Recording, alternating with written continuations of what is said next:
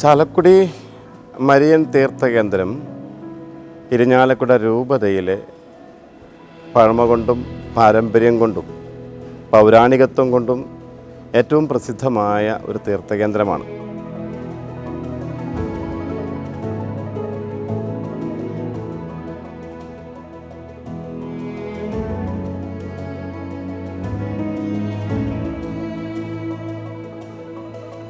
എൻ്റെ പേര് സിനി എന്നാണ്. ഞാൻ ഇവിടെ തന്നെ ചാലക്കുടി തന്നെ വർക്ക് ചെയ്യുകയാണ്.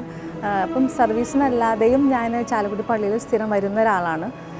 എനിക്കിവിടെ പറയാനുള്ളൊരു കാര്യം, എത്രയോ മനസ്സ് കലങ്ങി നമ്മൾ വന്നാലും ഈ ഒരു ഓൾട്ടറിലേക്ക് നോക്കിക്കഴിഞ്ഞാൽ അത്രയും ക്രിസ്റ്റീൻ ആൻഡ് കാമാണ്. നാനാജാതി മനസ്സിൽ ഇവിടെ വന്നു പോകുന്നത് കണ്ടിട്ടുണ്ട്.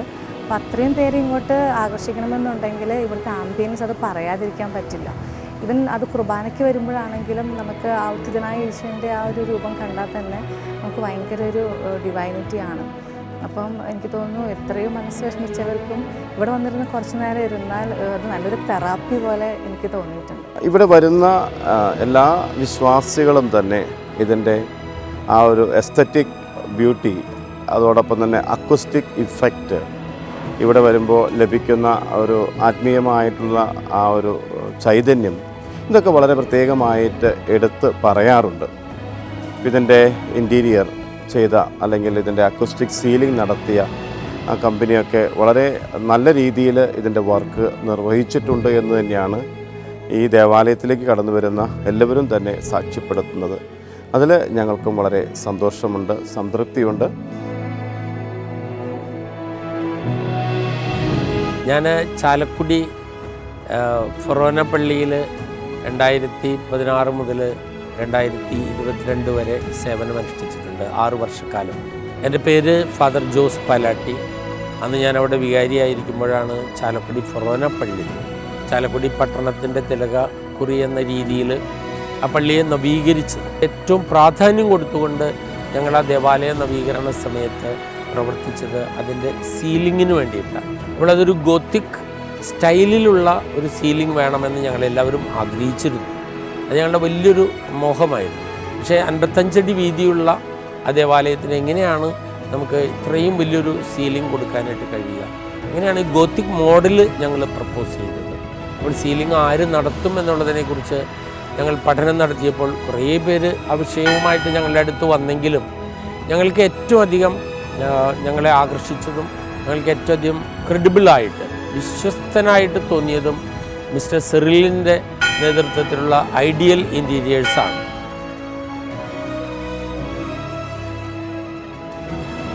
ആ ഏരിയ എന്ന് പറഞ്ഞൊരു പാടം നികത്ത് ഭൂമി സ്ഥലമാണ്. അപ്പോൾ ഹെവി ട്രാഫിക് വന്ന വൈബ്രേഷൻസ് ആ ഏരിയയിലൊക്കെ ഉണ്ട്. നമ്മൾ ഇന്ന് കാലത്ത് ചെയ്യുന്ന സീലിംഗ് അതിൽ ചെയ്ത് കഴിഞ്ഞാൽ അതിൻ്റെ ജോയിൻസുകളെല്ലാം പൊട്ടിപ്പോകും. അതിലൊരിക്കൽ തന്നെ ആ ലോഡ് കാൽക്കുലേറ്റ് നിൽക്കില്ല. ഇപ്പം ഞാൻ ചെയ്തേക്കുന്ന വർക്ക് ഏകദേശം ഒരു 45 ടൺ വെയിറ്റോളം വരുന്ന സാധനമാണ്.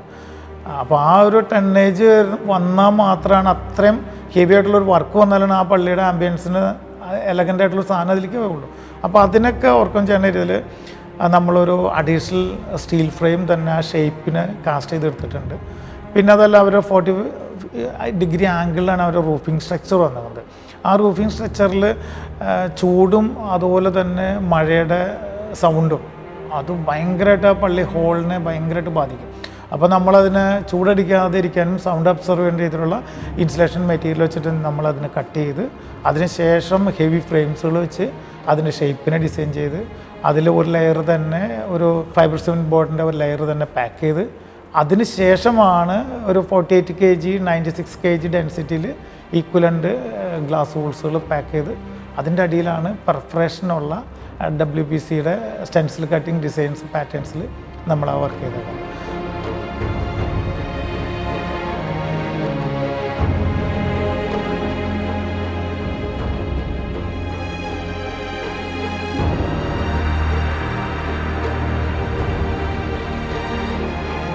അക്കോസ്റ്റിക്സിൽ എന്ന് വെച്ച് കഴിഞ്ഞാൽ ഒരു അക്കോസ്റ്റിക്സ് എഞ്ചിനീയർ ഉണ്ടായിരുന്നു, ഗോപിനാഥ് സാറായിരുന്നു. പുള്ളിയുടെ നിർദ്ദേശപ്രകാരമുള്ള പാറ്റേൺസ് നമ്മൾ CNCയിൽ കട്ട് ചെയ്തിട്ടാണ് ആ ഒരു ഷേപ്പും കാര്യങ്ങളും ഉണ്ടായത്. അത് എനിക്ക് തോന്നുന്നു ചാലക്കുടി പള്ളിക്ക് മാത്രമേ ഉള്ളൂ അക്കോസ്റ്റിക്സ്. വേറെ കേരളത്തിൽ നിന്നല്ല, ഞാൻ മനസ്സിലാക്കി കൊടുത്തോളം ഇന്ത്യയിൽ തന്നെ ആരും തന്നെ ഇങ്ങനത്തെ ഒരു അക്കോസ്റ്റിക്സിൻ്റെ WPC അക്കോസ്റ്റിക്സ് തന്നെ ആരും ചെയ്തിട്ടില്ല, അത് ഉറപ്പ് തന്നെയാണ്.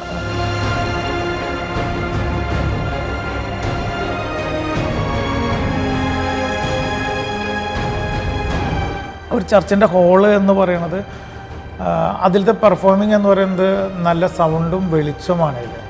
ആ സൗണ്ടും വെളിച്ചത്തിന് നമ്മൾ കറക്റ്റായിട്ട് അണിയിച്ച് ഒരുക്കി കൊടുക്കുക എന്നുള്ളതാണ് ആ വർക്കിൻ്റെ ഏറ്റവും വലിയ ഹൈലൈറ്റ്. സൗണ്ട് അവിടെ ഏത് രീതിയിൽ വെച്ചാലും ഏതൊരു ചെറിയ ഏരിയയിൽ പോലും വളരെ സൈലൻ്റായിട്ടുള്ള രീതിയിൽ വളരെ ഷാർപ്പായിട്ട് ആർക്കും ഒരു ഇത് കൂടാതെ കുട്ടികൾക്കും പ്രായമുള്ളവർക്കും ഒരേപോലെ കേൾക്കാവുന്ന രീതിയിലാണ് സൗണ്ട് സിസ്റ്റം ഇത് ചെയ്തത്. അതിനുവേണ്ടിയുള്ള നമ്മൾ അക്കോസ്റ്റിക്സിൻ്റെ ട്രീറ്റിംഗ് വളരെ ഗംഭീരമായിട്ട് കൊടുത്തിട്ടുണ്ട്.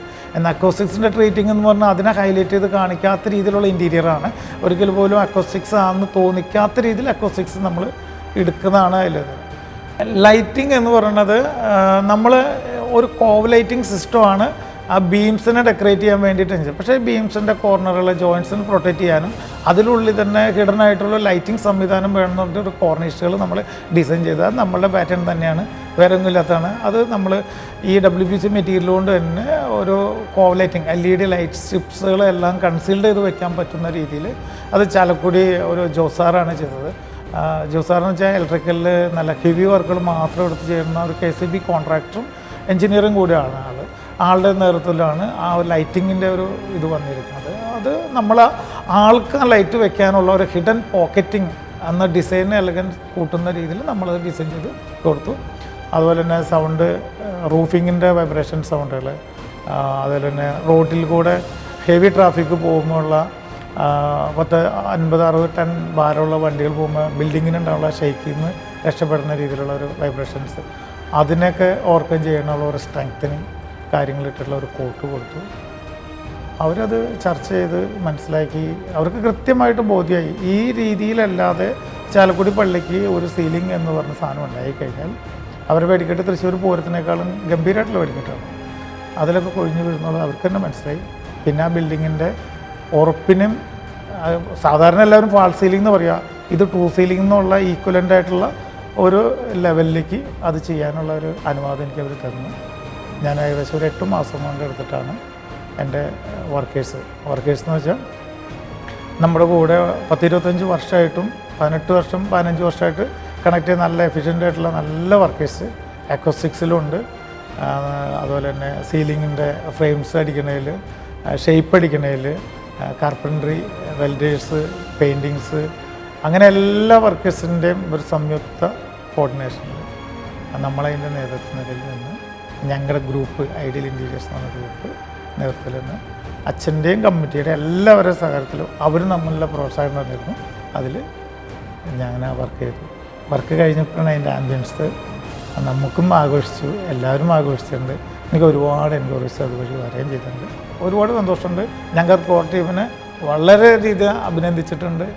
ചർച്ചയായിട്ടും പള്ളി കമ്മിറ്റിയായിട്ടും എല്ലാവരും നമ്മൾക്ക് ഒരുപാട് സപ്പോർട്ടിങ് എല്ലാവർക്കും അഡ്രസ്സ് ഷെയർ ചെയ്യുന്നുണ്ട്. എല്ലാവരും വിളിച്ച് അഭിനന്ദനം പറയുന്നുണ്ട്. നല്ല സന്തോഷം തരുന്നുണ്ട്.